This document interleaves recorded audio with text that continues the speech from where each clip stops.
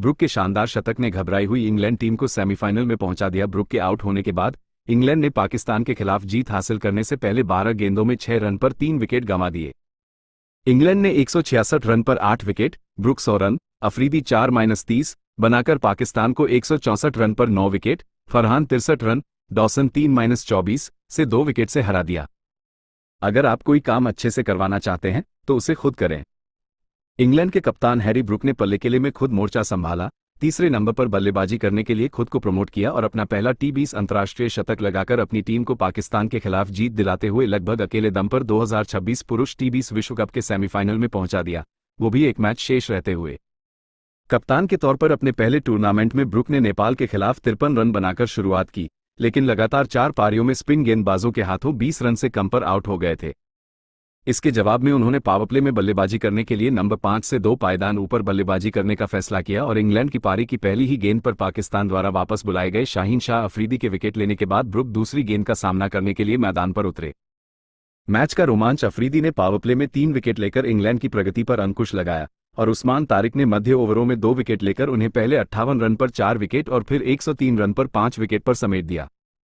लेकिन ब्रुक ने पाकिस्तान के आक्रमण की जमकर धुनाई जारी रखी और अफरीदी की गेंद को कवर के ऊपर से छक्का और फिर मिड ऑफ के ऊपर से चौका लगाकर 50 गेंदों में शतक पूरा किया।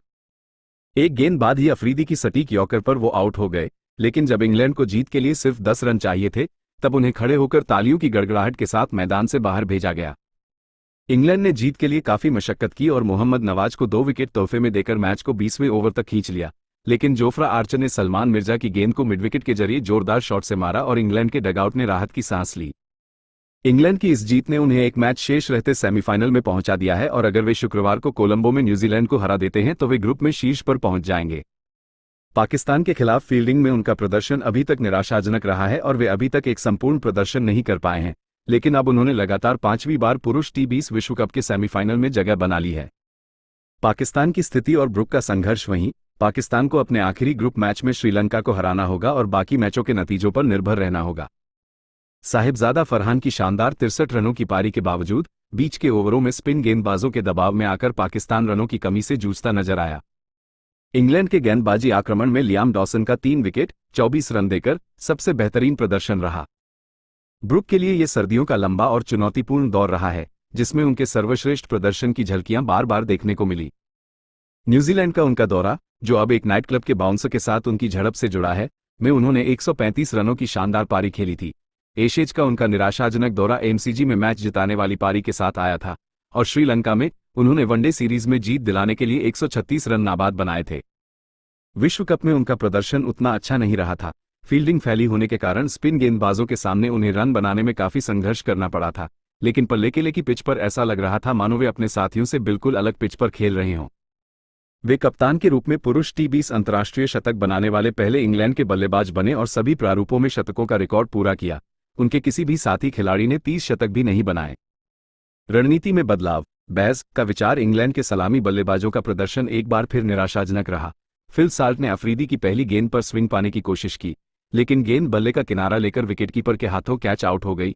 वहीं जोस बटलर का खराब फॉर्म जारी रहा और उन्होंने सिर्फ 2 रन बनाकर विकेटकीपर के हाथों कैच आउट हो गए। लेकिन ब्रुक शानदार फॉर्म में थे। उन्होंने मिर्जा की गेंद को स्क्वायर लेग के ऊपर से छक्का मारा और फिर पावरप्ले के आखिरी ओवर, नवाज के पहले ओवर में 17 रन बनाए। बीच के ओवरों में उन्होंने अपने पैरों का शानदार इस्तेमाल किया। शादाब खान की गेंद को अपने सिर के ऊपर से छक्का मारा और फिर लेग साइड से चौका लगाया और खतरनाक तारिक का सामना करने में उन्हें खुशी हुई। उन्होंने अफरीदी की गेंदों पर एक और जोरदार प्रहार से अपना शतक पूरा किया और अगली ही गेंद पर यॉर्कर लगने पर तेज गेंदबाज से हाथ मिलाया। ये जल्द ही स्पष्ट हो जाएगा कि ब्रुक को नंबर 3 पर बल्लेबाजी के लिए भेजा जाना, उनके T20 अंतर्राष्ट्रीय करियर में पहली बार नंबर 4 से ऊपर बल्लेबाजी करना स्थायी बदलाव साबित होगा या नहीं।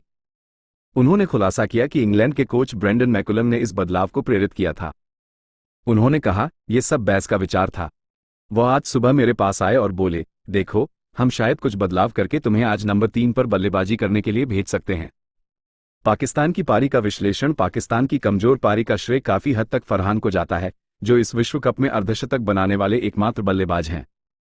वो 5 पारियों में 283 रनों के साथ टूर्नामेंट के अग्रणी रन स्कोरर हैं, लेकिन पाकिस्तान के दूसरे सबसे अधिक रन बनाने वाले खिलाड़ी शादाब हैं, जिन्होंने सिर्फ 111 रन बनाए हैं। पहले बल्लेबाजी करने का फैसला करने के बाद उन्होंने शुरुआती विकेट गंवा दिए। साइम अयूब ने जोफ्रा आर्चर की गेंद पर पुल शॉट खेलने की कोशिश की, लेकिन गेंद चूक गई, जबकि सलमान आगा ने डीप में जैमी ओवरटन को कैच दे दिया। डॉसन ने टूर्नामेंट में दूसरी बार पावरप्ले में गेंदबाजी की, लेकिन बीच के ओवरों में वे बुरी तरह लड़खड़ा गए और फरहान और बाबर आजम ने तीसरे विकेट के लिए 44 गेंदों में 46 रन जोड़े।